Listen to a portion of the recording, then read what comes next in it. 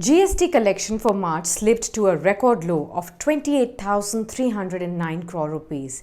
This compares with 1.13 lakh crore rupees recorded in the same month last year. Now, the collection presents a worrying trend, given that normal business activities were underway till March 24th, when a nationwide lockdown was announced to control the spread of coronavirus. GST is a consumption-based tax and is considered to be the first indicator of economic slowdown by economists. Economic activity had slowed down even in the initial days of March as COVID-19 cases began to rise across the country, limiting manufacturing and imports.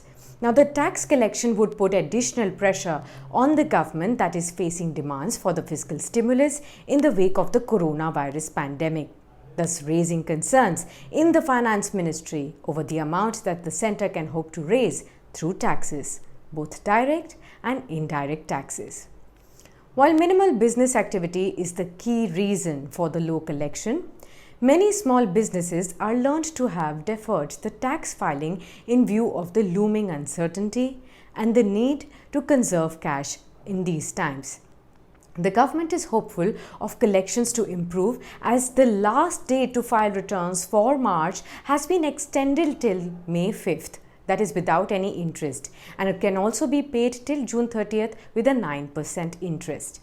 But will collections show an uptick in the months to come is still a very difficult question for the government officials to answer at this point in time. Early bird numbers suggest West Bengal, Gujarat and Andhra Pradesh have seen a GST collection slip by 80% in April.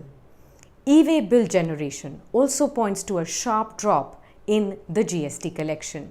According to the Goods and Services Tax Network portal, the trade and businesses generated 67.47 lakh e-way bills between April 1st and April 27th.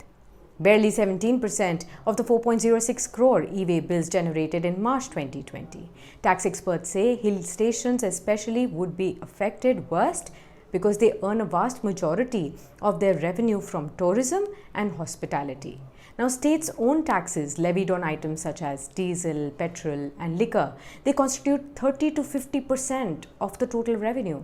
This will take a major hit as liquor shops were closed through the lockdown and the demand for fuel has shrunk considerably. Experts feel that such numbers are not encouraging and should be considered as serious alarm bells for the government. Abhishek Jain, tax partner EY, says April will witness a larger impact on collections as it was under complete lockdown.